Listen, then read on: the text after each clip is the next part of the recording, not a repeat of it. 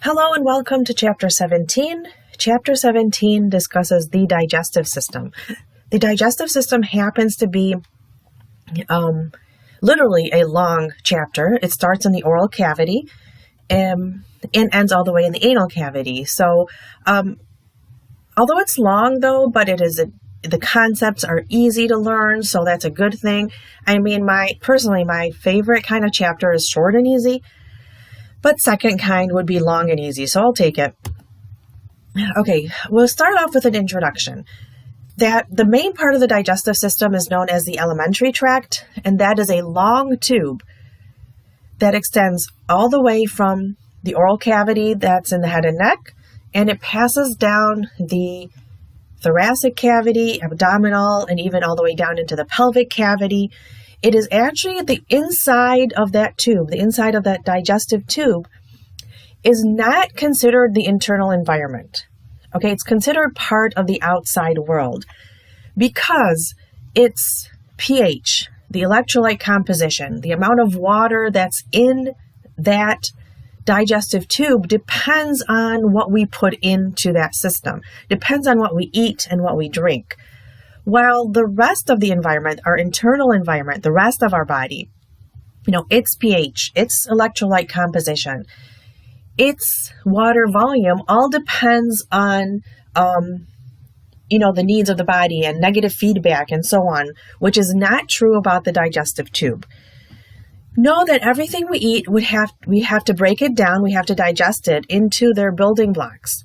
So we cannot absorb bigger molecules like polysaccharides or even disaccharides. We have to digest them into their monomers or into their building blocks. These are the cells that the intestine is able to absorb. When we do absorb the building blocks, though, they usually go down over to the liver. Most of them go to the liver. And in the liver, we kind of consider it kind of like the kitchen of the body.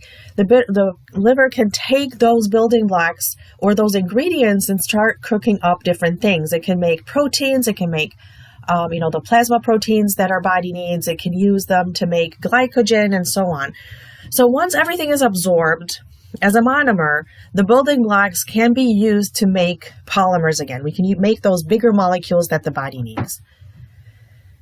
Now, digestion is not merely the chemical breakdown of food. There is a mechanical process too. So digestion is, categorize them into either a mechanical digestion and chemical. In mechanical digestion, we break down those bigger particles into smaller particles without any change in the chemical composition. So there really are no enzymes involved in mechanical digestion. Mechanical digestion, for example, chewing, where that bite that we took in, we have to chew it into smaller pieces so that the saliva has the ability to kind of get in contact with as many molecules as possible to help digestion.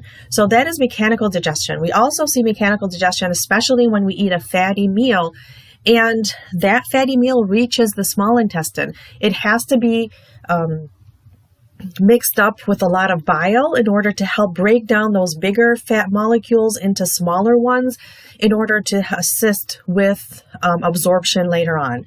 So that again is your mechanical digestion, merely breaking down bigger chunks of food into smaller pieces. We have not changed the chemical composition of them.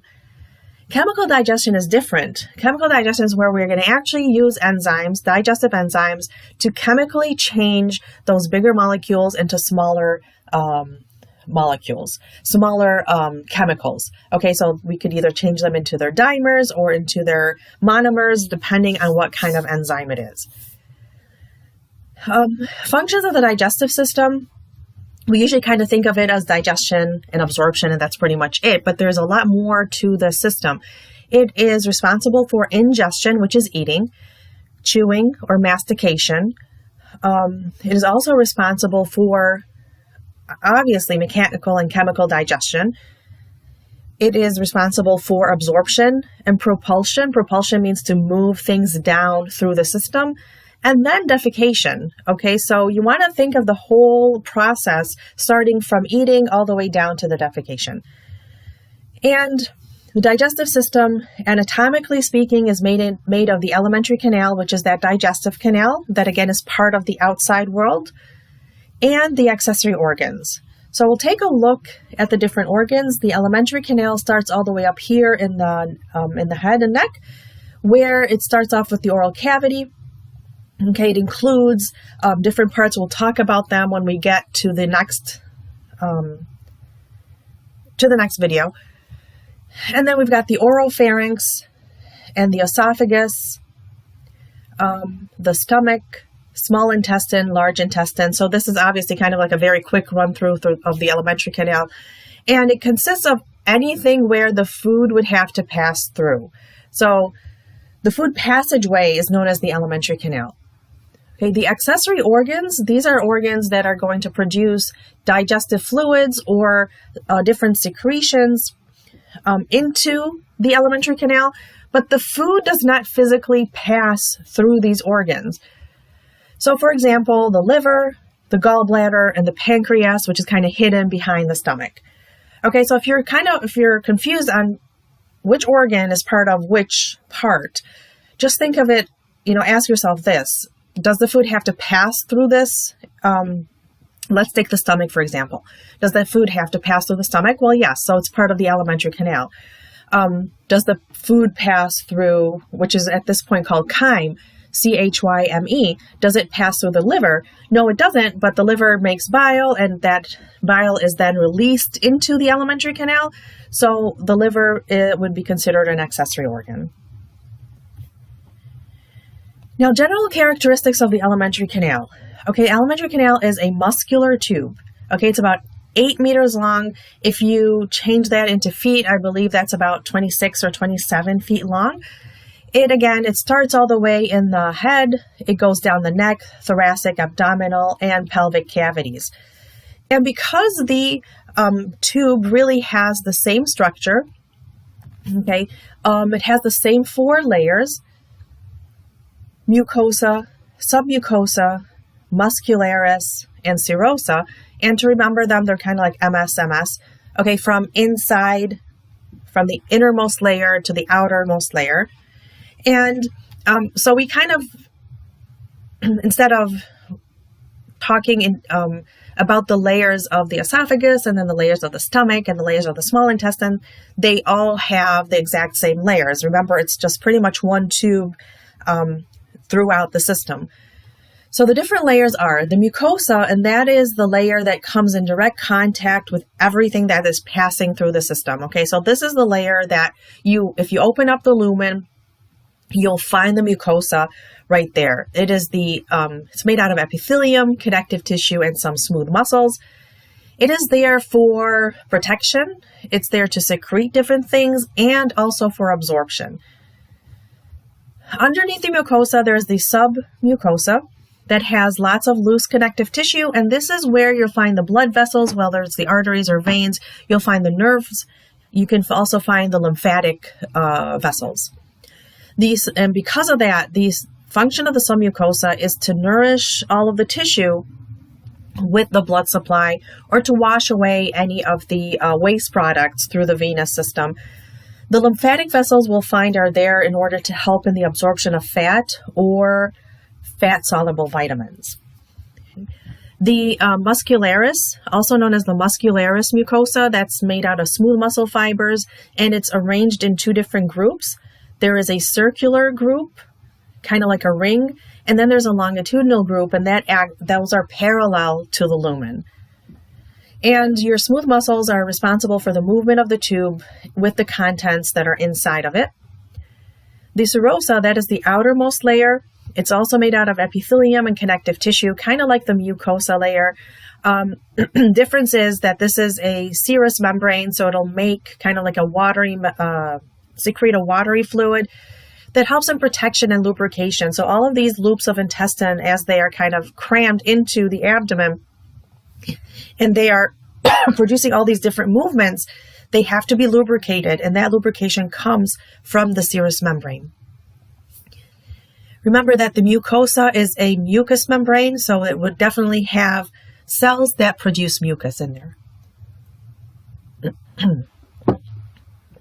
Now you can see here kind of like the breakdown again of the different walls. Here's an image that shows them. So we're using the small intestine here to show the different layers.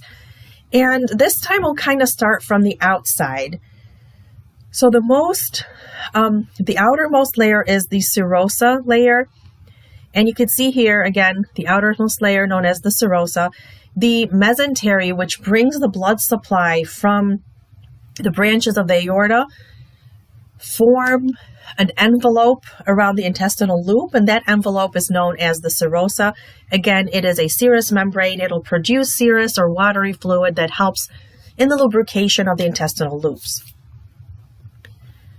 Deeper to the serosa, you'll find the muscularis layer, and it is arranged in two layers. You have the inner circular and outer longitudinal. Okay, so the outer longitudinal fibers, if you look at the picture up here, the outer longitudinal fibers are kind of are parallel to the lumen of the intestinal loop, while the inner circular kind of form a ring shape are surrounding the loop. Okay, both of them are obviously smooth muscle fibers. Following that layer is the submucosal layer. You can find the blood vessels and the lymphatics. And then the deepest layer, this is the layer that is in actual contact with the chyme as it is moving throughout the alimentary tract. That is the mucosal layer. In the intestinal loop, you can see that they make these different folds. So the aim of that mucosal layer is, well, first off, it has to finish off and the last steps of digestion. So all of the last steps, the final step of digestion, are going to happen in these cells. And they would absorb all of the nutrients. So the mucosa tries to do what it can in order to maximize the surface area of the mucosa, to maximize the contact with chyme that is passing through it. And hence you'll find all of these folds, okay, known as the sphere, found inside of the intestinal loops. You can see that these folds are made out of villi, or finger-like projections.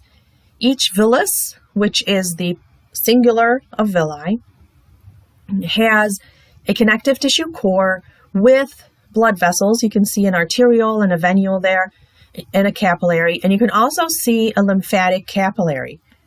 Okay, that again, lymphatic capillary is going to be responsible for absorption of fat and fat-soluble vitamins, while the blood supply is obviously there to supply oxygen and nutrients and to absorb and, kind of take all of the goodies or the nutrients that were absorbed to the liver. If we take a closer look to each villus, you'll find that it is lined by what are known as the simple columnar epithelium cells with microvilli. These microvilli is also known as the brush border. Okay, kind of looks like a brush, and hence the name brush border. It has the final digestive enzymes. Again, it'll finalize the digestion of the food products. And in between those simple columnar epithelium, you'll find goblet cells, and goblet cells anywhere in the body have one function, and that would be to produce mucus. Now, the movements of the tube. Okay, so again, we're talking about the alimentary tube as a whole, not just one part of the tube. There are two different kinds of movements. There's either mixed movement or propelling movement. So in a mixing movement, it's kind of more like a churning movement where the chyme needs to be mixed with the digestive fluid. So you'll see that the muscles will contract in small sections kind of rhythmically without any movement. So there's no movement of the material in any directions. You're pretty much just churning it in both ways in order to mix it with the digestive fluid. So you can see here in the stomach, for example, both sphincters are shut down, and you can see the segmentation of the stomach wall in order to mix the chyme with the gastric fluid. You can also see the process happening in the loops of the small intestine, where again there is no final movement of the chyme. Again, you're just mixing the contents of the small intestine with the digestive fluid, usually at this point bile and the pancreatic enzymes. This is extremely important for protein digestion and fat digestion.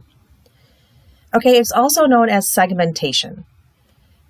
A propelling movement is a little bit different. Propelling movement will actually move the chyme down the system. It moves it in one direction, which would be towards the anal canal. It is known as a peristaltic movement or peristalsis, or again, a wavy kind of movement. You kind of want to think of it as how you would do a tube of toothpaste, for example, how we push everything in one direction in order to get out. Okay, so it propels food particles down the tract. And you will find that most parts of the alimentary tract have the ability to perform both movements, obviously some more than others. So for example, in the large intestine, there is not much digestion happening at that point. Digestion is mainly occurring either in the stomach or in the small intestine. So mixing movements would be at a very minimal, if even present at all, in the large intestine, while propelling movements would definitely be much more aggressive in the large intestine. So although the whole alimentary tract has the ability to perform both movements, but you find some of them more in others. The innervation of the tube. So with all of these movements, obviously the digestive system would need an innervation. It is also known as the enteric nervous system, kind of thinking of it as like its own nervous system. Okay, and because it's all smooth muscle fibers, it is basically an autonomic nervous system. The somatic nervous system doesn't control any of these smooth muscles. So the autonomic control, as we know, is either parasympathetic or sympathetic. Parasympathetic is the nicknamed, remember, the resting and digesting system. So parasympathetic impulses going to the digestive system will increase both motility and secretions, while sympathetic impulses going to the alimentary tract will decrease everything. It will decrease secretion and motility. And there are actually two independent nerve plexuses in the alimentary canal. One is found in the submucosal layer, and that is known as the submucosal plexus.